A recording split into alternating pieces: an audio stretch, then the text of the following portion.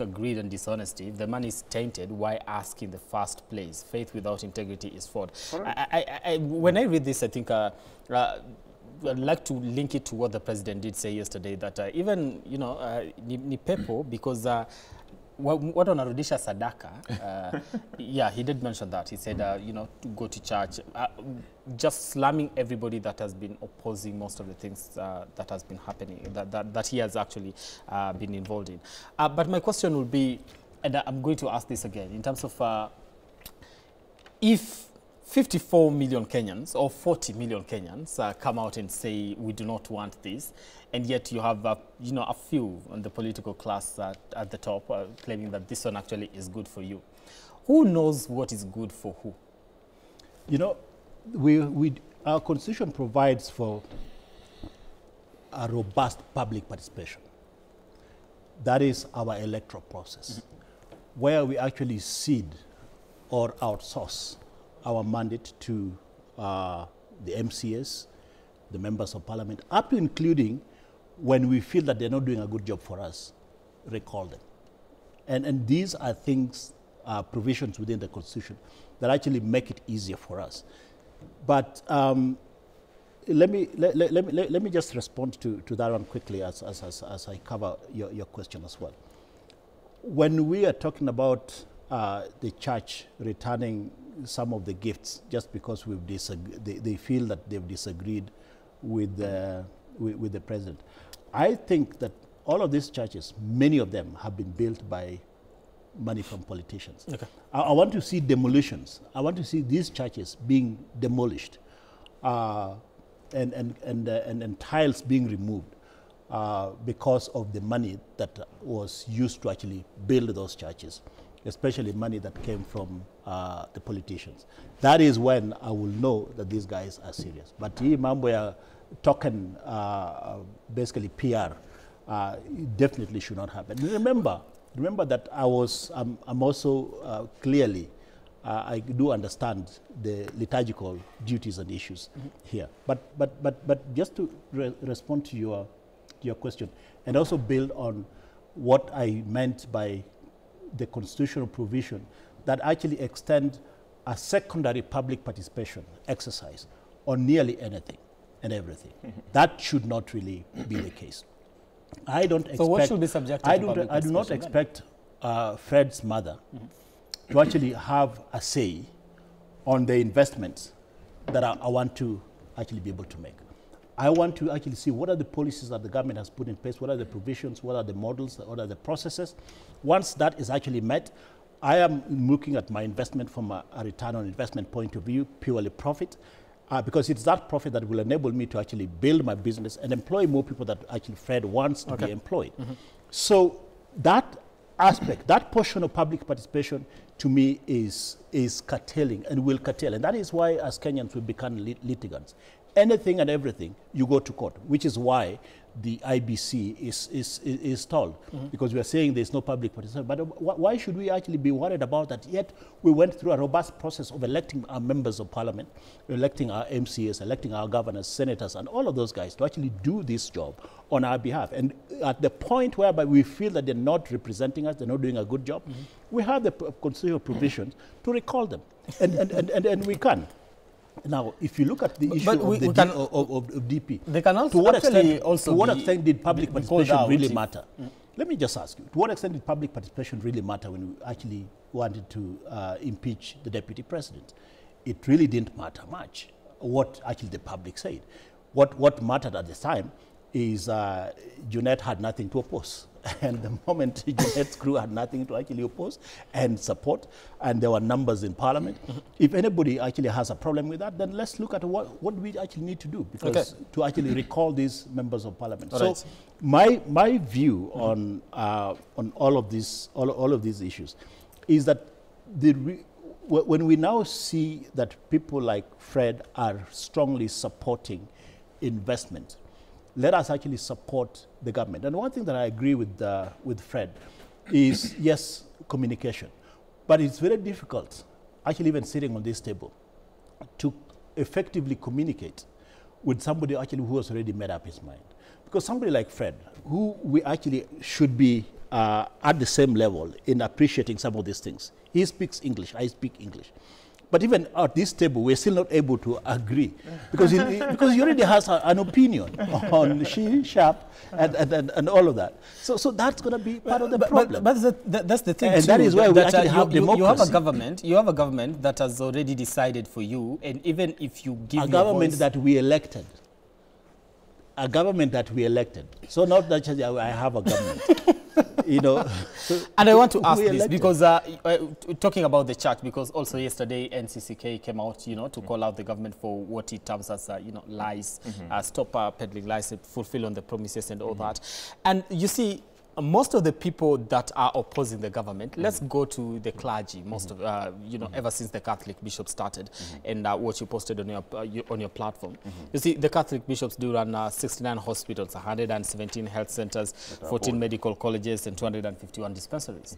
So when they come out and say, Shifsha is not working, they are stakeholders. When they tell you, but CBC seems to be having a problem, we need to relook that, they run schools. So they are stakeholders. The churches run some institutions that actually get to be touched directly by some of these policies. So if they come out to criticize the government, that is coming from somewhere. Let me tell you, Amoy, I have no problem, absolutely, with the churches, even the mosques, criticizing the government of the day. In any case, that is what they ought to have done long time ago. They are late. Because criticism is okay, because you can have constructive criticism. And I think President William Ruto has allowed constructive criticism. That's how he corrects the mistakes that he makes as an executive. And that helps him grow. And we would encourage, even from within government, offer constructive criticism, and also don't just talk, also offer solutions. If you don't want a Dani, then who do you want? And whoever you want, if you don't want investor A, because investor A has got no profit record, propose investor B that has profit record. Okay. Number two, the church were at the forefront in campaigning for the government of the day. They said that they prayed, they fasted, and this government came into place. Which is, yes. So they own this government by the virtue that they campaigned for it, and they should be able to support it and criticize it positively. And if it is true, what Matunga is saying, that most of these churches have been built by money as a way of donation, then majority of the donators who go because they want to play politics are politicians, then it is true that most of the churches, schools have been built from political money. Now, the church said that they reject the money that they had received because they believe that the source of that money is tainted. It could be tainted. So, return to sender. Then they go and ask, we have not been told how to return it. How did you receive it? Return it the same way you receive it. Let me finish. Okay. Number two, I am a Christian, and I believe that Jesus died for all of us and we were saved. I strongly believe so. And when you go to church, I believe you're a Christian, you remove tithe and offering. Okay. Does the church ask you the source of that? They pray for it, and it goes to do God's work. So all of us, if the church doesn't know the source of our income, do they say that they believe our sources of income and whatever we bring in church as form of tithe, 100 shillings, 500, is tainted? Okay, that's why I fault the church for rejecting the money that was sent to them by President Ruto. They would not have rejected. What they would have said, they would have said, Mr. President, with all due respect, we have received this donation, but we think it can go in helping some patients in Kenyatta Hospital. It can go in helping some patients in some mission hospital. Right. They would be respectful. But going on the media and starting to call a leader that you prayed for to win an election a liar, then you're saying God never answered your questions. God never answered your prayers. That's what you are professing. That's what I say. Brand, there's a serious demon in the church, and we need to pray for the church. And I'm making that statement bold. In the church. I'm making that a bold statement. There's a serious demon in the church, and we need to actually pray for the church. So you agree with the president? I mean, 900%, because we're just basically opposing for the sake of opposing. If we want to be genuine about it, we know that we would be genuine about it. And let me also ask you, to what extent do we have public participation in the church? Which congregants told the pastors or the... How do they elect their leadership? How? This is a bishop, deputy bishop, this is Dr. Mesa. So there's a campaign. there's a demon in the church. Democracy. So there's a demon in the church, and it's a demon that is actually now going around the country, that we want to actually be able to oppose anything and everything. And definitely, for sure, we need to, in my view, pray for the church. I agree with Fred that there's a communication challenge from government side, because right now what we're doing is largely reactionary, and we have left the president to be the one that actually speaks on it, and we only pick up these things when he goes to functions. And even him going to some of those functions, we also complain. You say he should actually sit in the office and work. And when he decides to actually sit in the office and meet delegations there, some of them being churches, no, he's just sitting in the office receiving delegations. He should actually come to Busia, come to Mfangano Highland, whatever. And so, damned if you do, damned if you don't. But nonetheless, I mean, President Ruto has done an amazingly great job in trying to create the space whereby us Kenyans, and I think he's one of the most listening presidents Kenya has ever had, Africa has ever had, at least in my view. Oh, okay. Yes, that is true. The media doubts. Well, I mean, I leave it to them. The media stands accused. I want us to focus on that, because I think I'm running out of time. But I want us to take a look at this. What happened? Just still in Taita Taveta, the president seemed to have gotten new foot soldiers when it comes to the people that are going to be defending him. We haven't people that you see when you look at the political space, these are people that you wouldn't have imagined that would one day be the biggest supporters of the president coming to his defense. What happened in the political scene that we are now seeing Joho, Junet Mohammed coming out in full defense of the president? And yet, in the run-up to the 2022 elections, before they went quiet, there was no indication that things could take this particular turn. You are a politician. What happens in the political scene? Let me tell you, one thing I'm happy about in what happened in Taita Taveta is that the president was actually launching some investment opportunities, and that was good. And in my closing remarks, I'll be giving you what I think we should do to encourage investment in this country.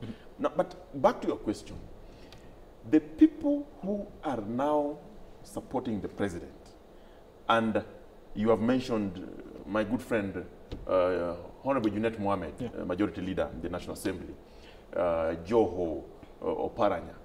I have had an opportunity to interact with some of these people. And I'll give an example of somebody like C.S. Oparanya, who has put a lot of effort in cooperatives, SMEs, and he is now reviving the cooperatives, giving them the impetus that they need, so that we have cooperators all over the country, increasing the numbers, so that we see how we can actually connect with the people at the bottom to create jobs for themselves and grow the economy. But now, politics is an art. When you believe in something, you say it because you believe in it. The day you change your mind, you also say it. Honorable Junet Mohammed said, as it is today, there's nothing much to oppose. He appreciates that you cannot just oppose things for the sake of opposing. But there are certain things that all political formations had. I was in Azimio. I am in Azimio. I was actively involved, and I am actively involved. I know for sure that in the manifesto of Azimio that I articulated for almost 6 months had the issue of affordable housing. I know for sure that in the Azimio manifesto that I articulated had the issue of universal health care. I know for sure that in the Azimio manifesto we had an issue of investment opportunity for people. And if Mark Matunga's good friend had the same, Kenya Kwanza, then how do you make two ideas better? Okay. Then you bring people together and tell them, gentlemen and ladies, you had this, we have this. How about we work together for the benefit of the people that we all represent? Okay. That is what President Ruto is doing. But when you see former opponents coming allies, it means there's something happening. There's a political change happening. And we have to be alive to that reality. The reality today is we are in a situation where... A political change that gets to serve them, or is it genuine? I started by saying I am happy that what the president was doing in Taita Taveta, he created an environment where there is an investor launching. So I want to believe it is for the majority. But politicians can also be selfish. All right. When they're selfish, the public must call them out. I have not seen a situation where the politicians were selfish in Taita Taveta. When I see it, I'll flag it. For now, I want to join my brother Matunga and say that as we progress, there is no need calling Matunga Kenya Kwanza, Okango, Azimio, and then we fight. But there is a need telling Matunga that what the people want, they want jobs. All right. They want working healthcare. They want opportunities. They want an education model that's functioning. We must communicate effectively if we are doing that. Right. If we are not, we must ask the president to put people in office that can do the job. The president has brought in on board people that from our end called experts. And we have seen the expertise. We have seen the level of engagement. We will judge that. We will judge that not today. We will judge that later. We still have time because it's not been that long. Let me, Dr. Mark, because I'm running out of time. We've seen the head of state, get new foot soldiers in terms of the people that are actually getting to defend him, and also him just stepping up when it comes to calling out people that are opposed to the government. And you see, I'd like to believe that this was not the case before, especially when he had the deputy president, because the deputy president, that is Rigathi Gachagua, seemed to be more of an attack dog when he was, in government, and slamming everybody that was opposed to the government. And right now, it's a little bit different. Comment on that as we wind up. Brian, when we started, you asked my brother here, Fred, a question that what is the state of the nation? And I think that he must have read my mind on the kind of answer that he gave, because that's the answer I would give. For you to actually assess the state of the nation, look at what Mwananchi is feeling. The state of the people. That is what the state of the nation should be. You remember Mudavadi said pesa mfukoni, mkononi or mfukoni, food on the table, healthcare taken care of, education taken. Those are the key things, the key actually social indicators that we look at. I mean, even if we are not economists, if our people are not able to actually feed themselves. Remember, that is why Fred and his team went to the streets to carry the sufuria. And because if there's no food on the table, but the reason Fred is not on the streets now with the sufuria on his head is because there's sufuria. I mean, there's food on the table. We got a bounty harvest.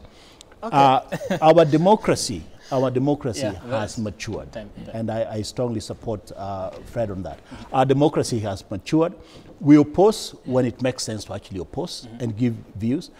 We support when it makes sense to actually support and give views. When there's nothing to actually really oppose, there's really no point of actually running around and opposing. And that, to me, that is the maturity where we have reached, where you can see President Ruto very comfortable with any Kenyan who has opposed him before, and is now getting support from them.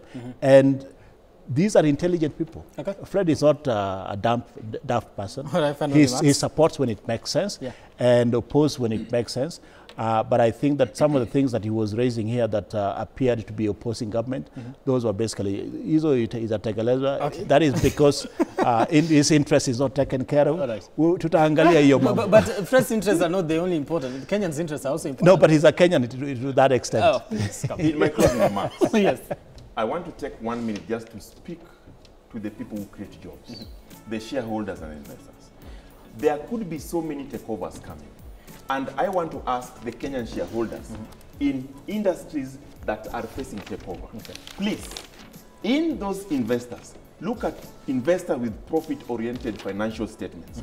Look at majority shareholders agreement. Look at financial undertaking from reputable banks. Look at payment bank options. Look at credible related companies. Look at break fee, what we call break fee for benefits of all shareholders and Kenyans. And look at post-buy investment opportunities for your people. And lastly, look at experienced and qualified management teams. Right. Because it's only until then that we can revive our economy, we can put up industries, we can invest in industries, and we can give young people job opportunities locally and internationally. Right. And I believe when we do so, by these takeovers, by investing, shareholders agreeing, we shall have succeeded in one of the difficult moments that we are facing in our country today. Okay. Why do you want to bother my mother with that question?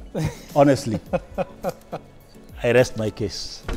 Okay, Dr. Mark here says public participation. Okay, that's a conversation we'll have some other time. Thank you so much, Dr. Mark, of course, for making time, and Fred for coming here this morning to just help make sense of the state of politics in the country here on New Dawn. My name is Brian Amwai. On behalf of everyone, starting with Joan Kasavuli, in terms of making this one possible, I want to thank you so much for watching. Let's do this again when God says we do. Up next is Morning Vibe with Remy Majala.